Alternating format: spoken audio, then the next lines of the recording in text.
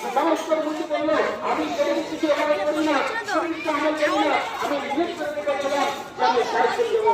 আপনার আমার আজমির সাথে যাই, যেটা নাম্বার আছে 1 বছরের রাজা করি তিনি সুন্দর বাবা সাজিয়ে দেখো।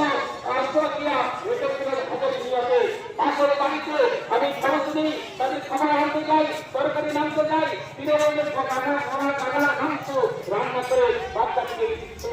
আমি ভক্ত তার কাছে বাড়িতে ভক্ত চাই, তিনি বলে বাবা তোমার জন্য এই হারাম, তোমার জন্য গ্রস্ত খাওয়া হারাম, আমার জন্য হারাম। এই একটু মনে মহিলা বললো বাবা তোমার জন্য হারাম।